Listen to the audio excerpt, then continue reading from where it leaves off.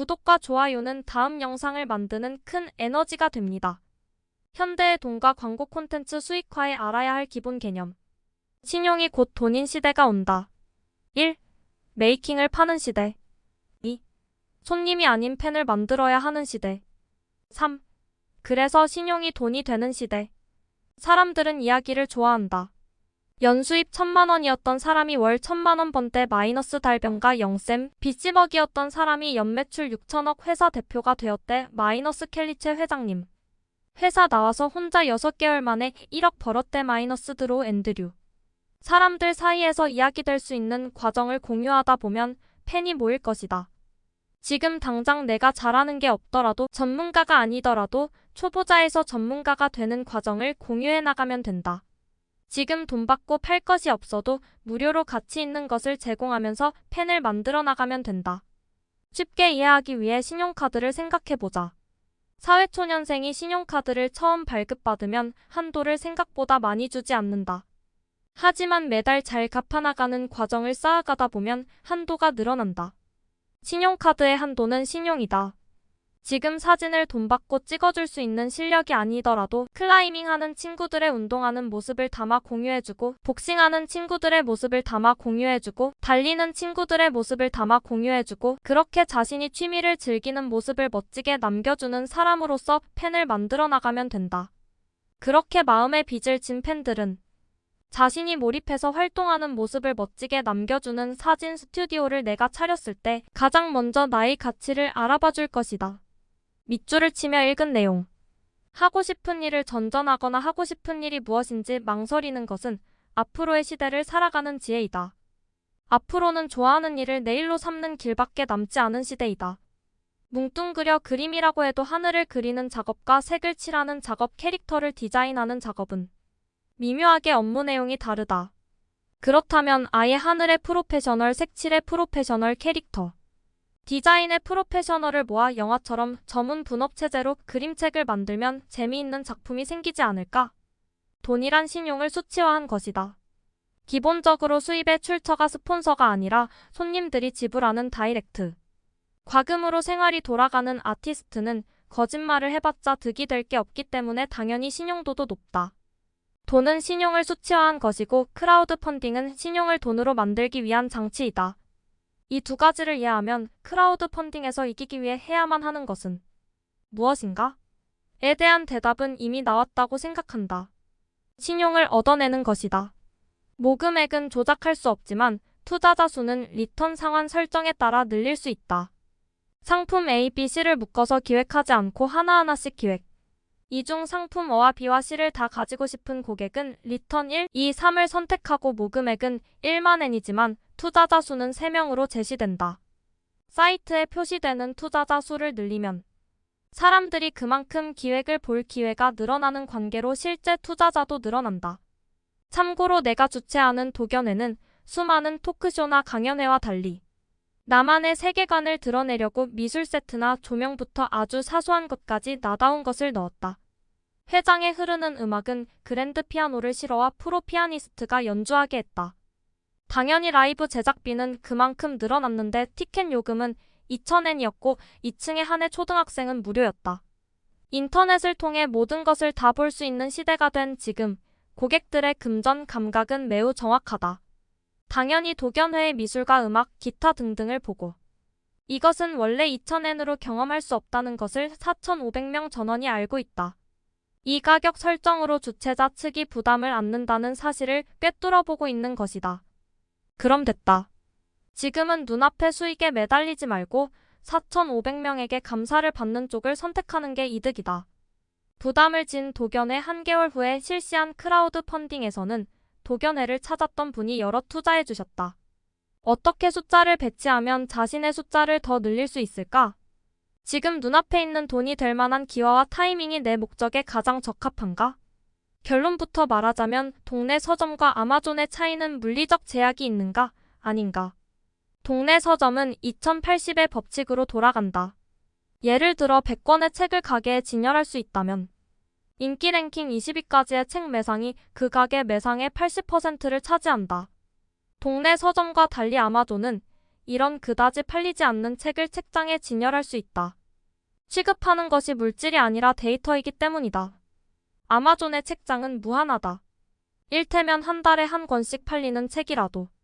그것이 수백만 종류가 되면 한 달에 수백만 권이 팔리는 셈이므로 먼지도 쌓이면 태산이 되는 것이다. 인터넷이 물리적 제약을 파괴했다면 그에 맞춰 판매 방식도 바꿔야만 한다. 가치가 있는 건무료가 아닌 것을 무료로 공개하기 때문에 팬이 생기고 돌고 돌아 그 성우에게 돈이 떨어지는 방식이다. 무료로 공개해 사용자를 늘리고 그 100명 중 1명이라도 괜찮으니까 돈을 지불해주는 사람이 있다면 매상은 오른다고 판단했기 때문에 무료로 공개하는 법이다. 프리미엄 전략이다. 일반판은 물로 해도 되지만 고급판은 유료. 자, 그림책의 무료 공개 프리미엄 전략라고는 했지만 애당초 일반판과 고급판이란 도대체 무엇을 말하는가? 그림책의 경우 웹상에서 받아들여질 수 있는 데이터로서의 그림책의 가치와 서점에서 팔리고 있는 물질로서의 그림책의 가치는 다르다. 스마트폰으로 공짜로 읽는 것도 좋지만 아이에게 읽어주려면 아무래도 종이 그림이 바로 이런 점이 웹에는 없고 종이 그림책에는 있는 고급 기능이다. 시장에서 팔리고 있는 종이 그림책의 부가가치는 물질이라는 부분이다. 굴뚝마을의 푸펠의 무료 공개 화면을 혼자서는 편안하게 읽을 수 있어도 여럿이 읽기에는 불편하도록 디자인했다. 세로 스크롤이다. 어쨌든 우리는 이미 어느 정도 실력을 헤아릴 수 있는 물건에만 반응한다. 그리고 그것을 내 눈으로 직접 보면 어떨까? 같은 확인 작업을 위해 드디어 무거운 엉덩이를 드는 법이다. 히트가 히트를 낳고 사람이 사람을 부르는 이유가 이거다. 비즈니스 서적이라도 무료로 공개하는 장소를 달리하면 매상을 올릴 수 있다. 즉 무료로 공개하는 장소를 달리하면 정보를 회수하는 비용보다 책을 사는 비용이 싸기 때문에 비즈니스 서적이라도 무료로 공개하는 편이 매상을 더 올릴 수 있다. 무료 공개가 상식이 된 지금, 실력이 가시화되는 지금, 가장 효과적인 광고는 작품의 질을 올리는 것이다.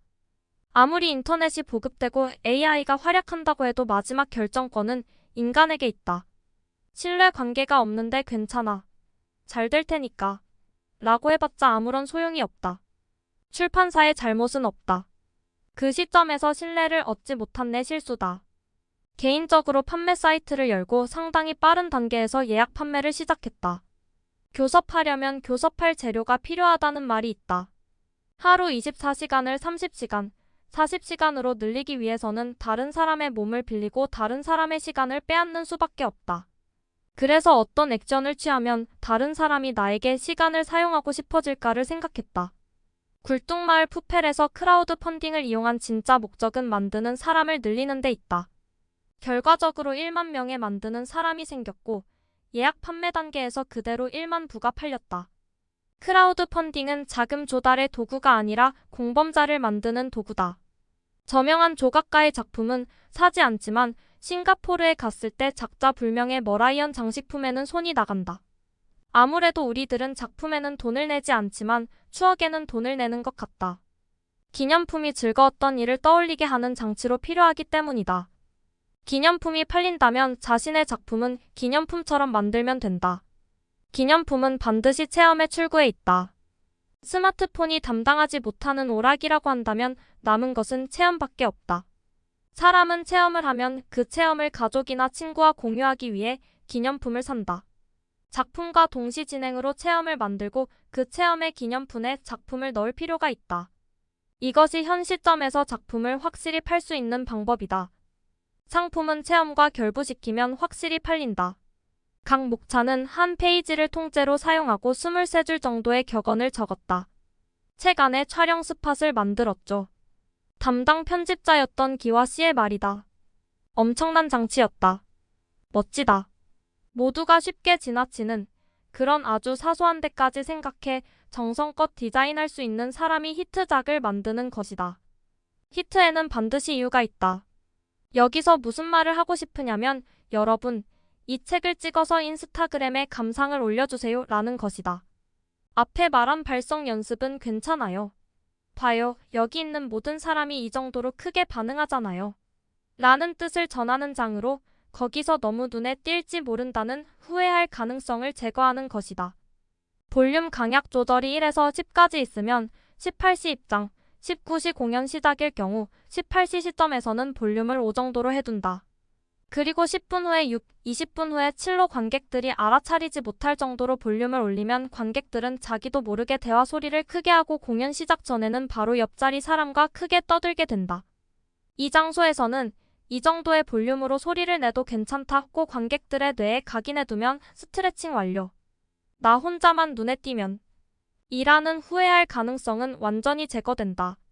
이것은 꼭 해보길 추천한다. 1개일 때와 3개일 때를 비교하면 3개일 때가 가장 잘 팔린다. 1개일 때는 고객 입장에서는 갑자기 살지 말지를 강요받는 기분이 된다. 다른 것과 비교하지도 않고 사도 괜찮을까? 라는 후회할 가능성이 생기기 때문에 바로 판매대에서 떨어진다. 3개일 때는 어느 것이 가장 내 맘에 들지? 를 선택하는 가운데 상당히 높은 확률로 사자는 결정이 내려진다. 3개 중에서 스스로 선택했기 때문에 후회할 가능성이 적다. 10개일 때는 마찬가지로 어떤 게 가장 내 취향에 맞을까? 를 고민한 끝에 고르지만 선택지가 너무 많기 때문에 여기서 하나를 골라 사는 것도 좋지만 집에 가다가 역시 다른 게 더 좋았다는 생각이 들면 어쩌지? 라는 후회할 가능성이 생겨 결국 판매대에서 멀어지고 만다. 고객을 움직이게 하는 데는 후회할 가능성을 없애는 것이 가장 중요하다.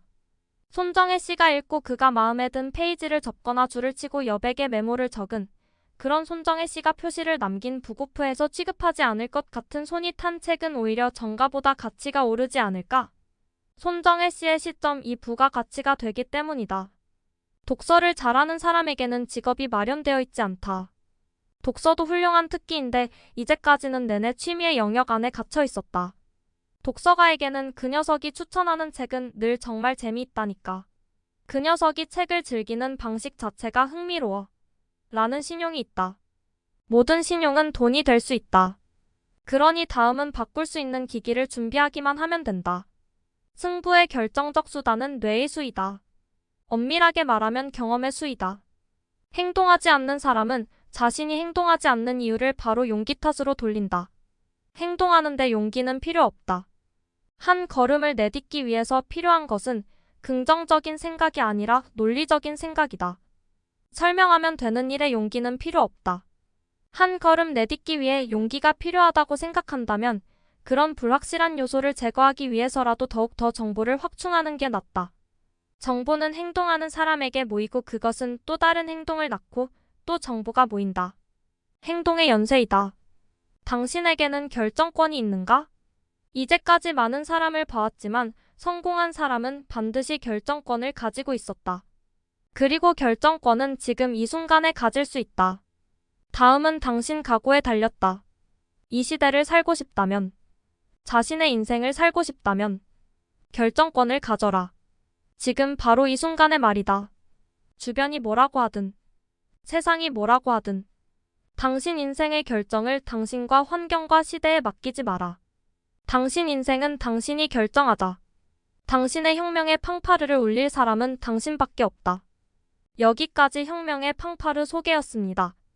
구독과 좋아요는 다음 영상을 만드는 큰 에너지가 됩니다.